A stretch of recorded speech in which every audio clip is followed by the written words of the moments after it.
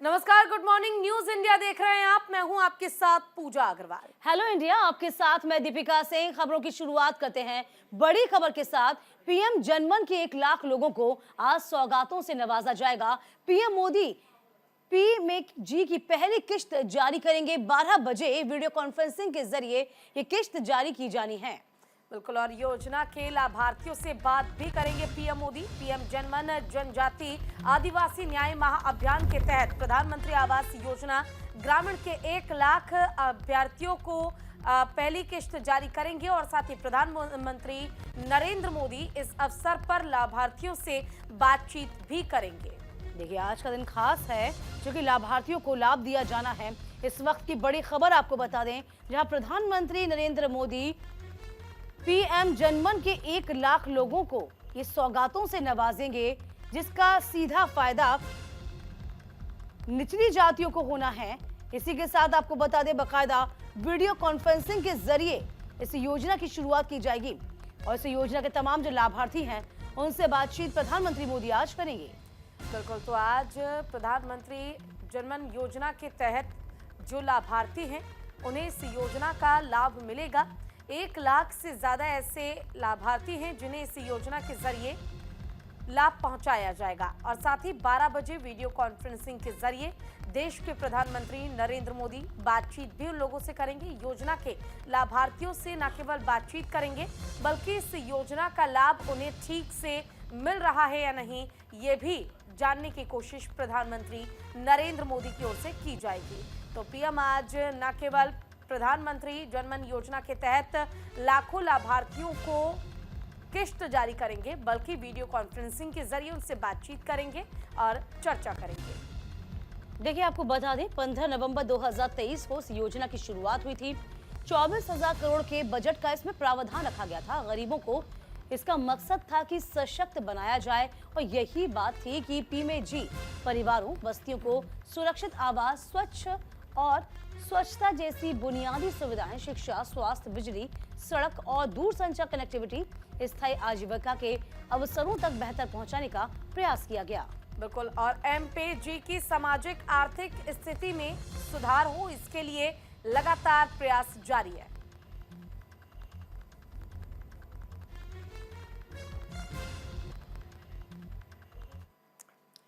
चलिए, आपको बता दें, 15 नवंबर को 2023 को इस योजना की शुरुआत हुई थी और योजना के माध्यम से आपको बता दें 24,000 करोड़ के बजट का इसमें प्रावधान था। गरीबों को सशक्त बनाना ये प्रयास था। बिल्कुल, और अगर पीएम जी परिवारों और बस्तियों को सुरक्षित आवास देना, वहीं स्वच्छ पेयजल और स्वच्छता जैसी बुनियादी सुविधाएं उन्हें देना, शिक्षा, स्वास्थ्य, बिजली, सड़क और दूर संचार कनेक्टिविटी स्थायी करना और आजीविका के अवसरों पर बेहतर तरीके से किस तरह लोगों को लाभ पहुंचे, इसका उद्देश्य प्रधानमंत्री ने तय किया है। वहीं प्रधानमंत्री जनमन योजना के तहत सामाजिक आर्थिक स्थितियों में सुधार के लिए देश के ज्यादा लोगों को लाभ पहुंचाने की कोशिश की जा रही है। बिल्कुल, आपको ये भी बता दें कि बकायदा 500 ब्लॉक और 1500 पीवीजीटी बस्तियां इसमें शामिल रहेंगी। 18 राज्यों, केंद्र शासित प्रदेश होंगे, अंडमान और निकोबार द्वीप समूह रखे जाएंगे। दूसरे चरण में कई जिलों को इसमें शामिल किया जाएगा। तो फिलहाल आज आपको बता दें, तमाम लाभार्थियों से मुलाकात भी करेंगे, उनके अनुभव भी प्रधानमंत्री मोदी जानना चाहेंगे। बिल्कुल, तो देखिए योजना के लाभ आखिर क्या है वो आपको ग्राफिक्स के जरिए हम समझा रहे हैं। इसके अलावा आज 12 बजे वीडियो कॉन्फ्रेंसिंग के जरिए लोगों से सीधा संवाद प्रधानमंत्री नरेंद्र मोदी करेंगे और साथ ही प्रधानमंत्री जनमन योजना का आखिर लाभ उन्हें मिल पा रहा है या नहीं, और अगर मिल रहा है तो जो भी सुविधाएं उस योजना के तहत मिलनी चाहिए वो सुविधाएं जन जन तक पहुंच रही हैं या नहीं, इसको लेकर भी बातचीत करते पीएम मोदी नजर आएंगे। चले तो रुक करते अगली खबर का। लोकसभा चुनाव की तैयारियों में भारतीय जनता पार्टी जुट गई। आंध्र प्रदेश और केरल का दौरा करेंगे पीएम मोदी। 16 और 17 जनवरी को दौरे पर रहेंगे प्रधानमंत्री नरेंद्र मोदी। बिल्कुल, इस बीच आपको बता दें, कई सरकारी योजनाओं का लोकार्पण किया जाएगा। पीएम मोदी जनसभा को इस बीच संबोधित करेंगे। तो लोकसभा चुनाव को देखते हुए पीएम नरेंद्र मोदी इस बार दक्षिण भारत पर ज्यादा फोकस किए हुए हैं। पीएम मोदी 16 और 17 जनवरी को आंध्र प्रदेश, केरल के दौरे पर जाएंगे, जहां वो एक सरकारी योजनाओं का शिलान्यास किया जाएगा, लोकार्पण किया जाएगा। प्रधानमंत्री मोदी 16 जनवरी को 2:30 बजे आंध्र प्रदेश के पुट्टापर्थी पहुंचेंगे। और यहाँ पर PM Modi national academy of custom, indirect tax and narcotics का उद्घाटन करेंगे। उसके बाद देर रात केरल के कोच्चि पहुंचेंगे और कोच्चि के स्टेट हाउस मरीन ड्राइव में रात्रि विश्राम करेंगे। और अगले दिन सुबह 17 जनवरी को यानी बुधवार को सुबह 7:40 पर वो मंदिर में दर्शन और पूजन करेंगे। देखिए, फोकस दक्षिण का रखा गया है और चूंकि दक्षिण में अब सेंधमारी भी करनी है। दक्षिण में जिस तरीके से हिंदी पट्टी में बीजेपी का वर्चस्व है, लेकिन दक्षिण की ओर जैसे जैसे जाते हैं वैसे ही आपको बता दें बीजेपी यहां पर निराधार हो जाती है। बात कर्नाटक चुनाव की कर ली जाए, तब किस तरीके से भारी हार का सामना बीजेपी को करना पड़ा। इसके बाद तेलंगाना चुनाव हुआ, तेलंगाना में भी बीजेपी परास्त हुई। तो फिलहाल आपको बता दें बीजेपी का फोकस दक्षिण भारत पर ज्यादा है और सरकारी योजनाओं का लोकार्पण भी इसी बाबत किया जाएगा। तो अंडमान और साथ ही केरल का, माफ कीजिएगा, आंध्र प्रदेश के साथ केरल का दौरा भी करेंगे प्रधानमंत्री नरेंद्र मोदी। इधर राहुल गांधी की भारत जोड़ो न्याय यात्रा का दूसरा दिन है। मणिपुर से आज नागालैंड में प्रवेश करेगी यात्रा। 2 दिनों में 257 किलोमीटर की यात्रा का लक्ष्य निर्धारित किया गया है।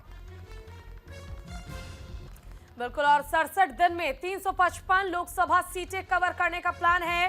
कांग्रेस सांसद राहुल गांधी भारत जोड़ो न्याय यात्रा का आज उनका दूसरा दिन है। मणिपुर में 1 दिन के सफर के बाद यात्रा नागालैंड में प्रवेश करेगी। 2 दिनों में 257 किलोमीटर और 5 जिलों को कवर करने का लक्ष्य है। और साथ ही 66 दिनों तक चलने वाली ये भारत जोड़ो न्याय यात्रा देश के 15 राज्यों और 110 जिलों से होकर गुजरेगी। दीपिका, बिल्कुल, देखिए राहुल गांधी जगह जगह रुक रहे हैं।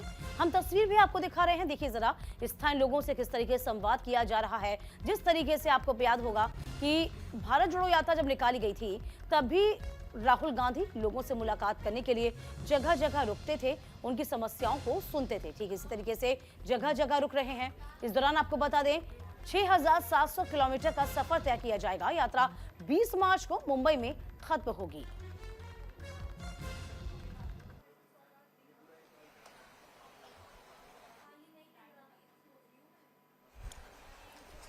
हमने भारत जोड़ो यात्रा शुरू की। कन्याकुमारी से कश्मीर तक हम चले, 4000 किलोमीटर चले और भारत को जोड़ने की हमने बात की, नफरत मिटाने की बात की,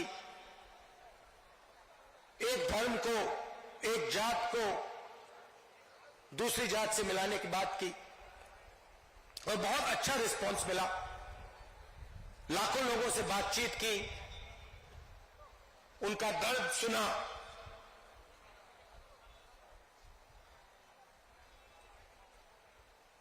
मुश्किल था मगर बहुत अच्छा लगा।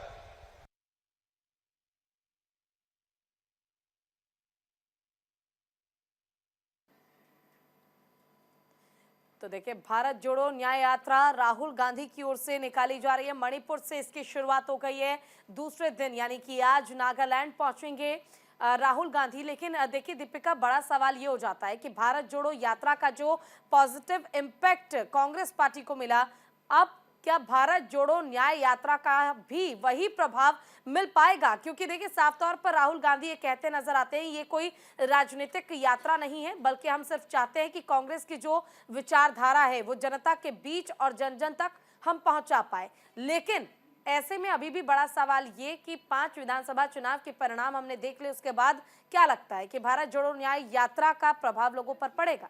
देखिए, न्याय यात्रा की बात यदि हम करते हैं, आपको याद होगा किस तरीके से पूजा जब जन यात्रा निकाली गई थी और यूं कहें तब राहुल गांधी की जो इमेज है, जो पप्पू वाली इमेज कही गई थी, उस इमेज को छोड़ा गया, वो इमेज तोड़ी गई। तो ये कहीं ना कहीं राहुल गांधी के लिए बहुत बड़ी बात थी।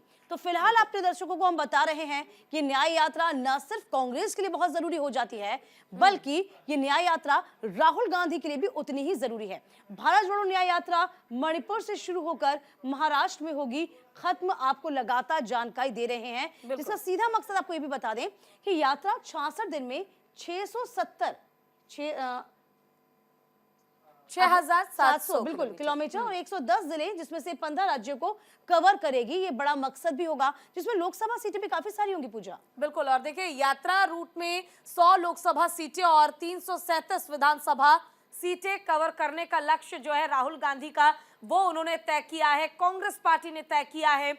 इस दौरान भारत जोड़ो न्याय यात्रा मणिपुर से शुरू होकर महाराष्ट्र में जाकर खत्म हो जाएगी। लगभग 66 दिन की यह यात्रा होगी, जिसमें 15 राज्यों के 110 जिलों को कवर करेंगे राहुल गांधी। आज मणिपुर से होते हुए नागालैंड ये यात्रा पहुंच जाएगी। यात्रा 66 दिन की होगी, 6,700 किलोमीटर की होगी, 110 जिले कवर किए जाएंगे और 15 राज्यों को कवर करने का लक्ष्य कांग्रेस ने, राहुल गांधी ने इस बार तय किया है। दीपिका, बिल्कुल, देखिए आप ये भी जान लीजिए कि यात्रा क्यों बहुत खास हो जाती है। यात्रा इसलिए भी खास हो जाती है, जरा आप गौर करेंगे तो लोकसभा सीटें और 337 विधानसभा सीटें इसमें कवर की जाएंगी। लोकसभा चुनाव चूंकि नजदीक है पूजा, इस साल चुनाव होने हैं और पार्टी का फोकस, ये चूंकि गठबंधन भी नया है, INDI ये गठबंधन नया है, उसके साथ साथ कांग्रेस चूंकि बहुत पुरानी पार्टी है तो उसकी जिम्मेदारी भी ज्यादा बन जाती है। इसके अलावा सबसे बड़ी बात यह है कि राहुल गांधी का जो अपना कोर नेचर है, उस नेचर से बाहर आना होगा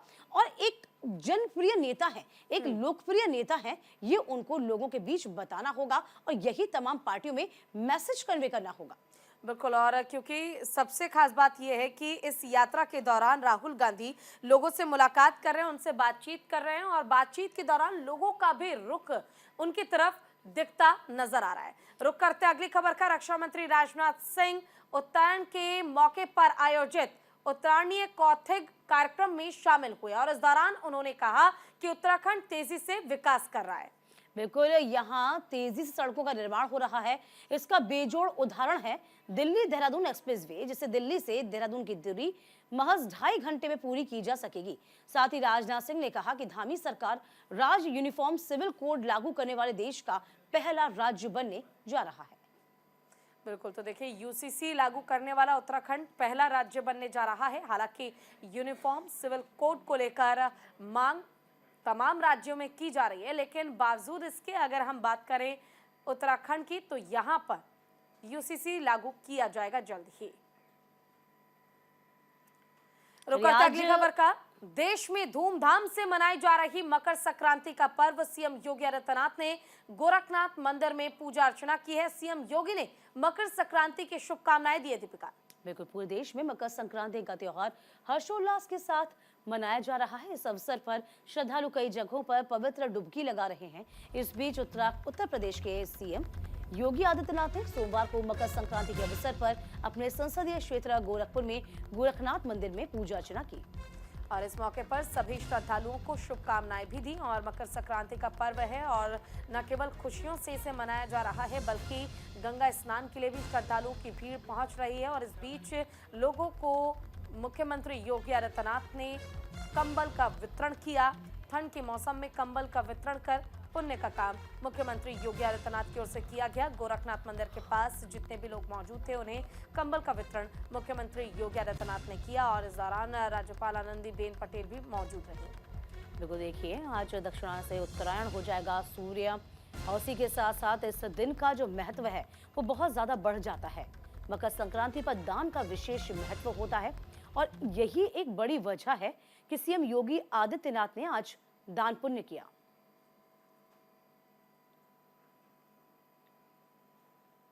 मकर संक्रांति का पावन पर्व है। मकर संक्रांति के अवसर पर मैं पूरे प्रदेशवासियों को, सभी श्रद्धालुजनों को हृदय से बधाई और मंगल में शुभकामनाएं देता हूं। जगत पिता सूर्य की उपासना का यह पावन पर्व उत्तर प्रदेश के साथ साथ पूरे देश के अंदर अलग अलग नाम और रूपों में बड़े हर्षोल्लास के साथ आयोजित होता है। प्रदेश में इस पर्व पर अलग अलग स्थानों पर अलग अलग प्रकार के आयोजन होते हैं, तो देश के अंदर भी कहीं बिहू के नाम पर, कहीं लोहड़ी के नाम पर, कहीं पोंगल के नाम पर, कहीं तिलवा संक्रांति के रूप में और कहीं खिचड़ी संक्रांति के रूप में इस पर्व को श्रद्धालुजन आयोजित करते रहें। इधर भारत और मालदीव में तल्खी बढ़ती जा रही है। मालदीव के राष्ट्रपति मोहम्मद मुइज़्ज़ू ने साफ तौर पर ये कहा है कि भारत अपने सैनिकों को मालदीव से 15 मार्च तक वापस बुला ले। तो वहीं मालदीव के प्रेसिडेंट ऑफिस के प्रवक्ता अब्दुल्ला नजीम इब्राहिम से इसकी जानकारी मिली है। उन्होंने कहा कि भारतीय सैनिक मालदीव में नहीं रह सकते। राष्ट्रपति मुइज़्ज़ू और उनकी सरकार की यही नीति है। मालदीव की मीडिया ने सरकार के हवाले से बताया कि मालदीव में फिलहाल 88 भारतीय सैनिक मौजूद हैं। दोनों देशों के बीच सैनिकों को हटाए जाने से जुड़ी बातचीत के लिए हाई लेवल कमेटी बनाई गई है। बिल्कुल, इस कमेटी से मालदीव के विदेश मंत्रालय के साथ पहली बैठक हुई, जिसमें भारत के हाई कमिश्नर मुनु महावर भी मौजूद रहे। आपको बता रहे हैं कि भारत ने मालदीव को 2010 और 2013 में 2 हेलीकॉप्टर, 2020 में एक छोटा विमान तोहफे के तौर पर दिया था। इस पर मालदीव में काफी हंगामा भी हुआ था। और मौजूदा राष्ट्रपति मुइज़्ज़ू के नेतृत्व में विपक्ष ने तत्कालीन राष्ट्रपति सोलिह पर इंडिया फर्स्ट नीति अपनाने का आरोप लगाया था और साथ ही मुइज़्ज़ू ने साफ तौर पर कहा कि मालदीव को बुली करने का अधिकार किसी को नहीं है। हालांकि उन्होंने किसी का नाम नहीं लिया, लेकिन उन्होंने साफ तौर पर कहा है कि मालदीव को लेकर जिस तरह से विवाद बढ़ता जा रहा है, ऐसे में 15 दिन का समय भारत को दिया गया अपने भारतीय सैनिकों को वापस बुलाने के लिए। चलिए, इसी के साथ इस बुलेटिन में अभी के लिए बस इतना ही। वक्त छोटे से ब्रेक का हुआ है, फौरन लौटेंगे हम, कहीं मत जाइएगा।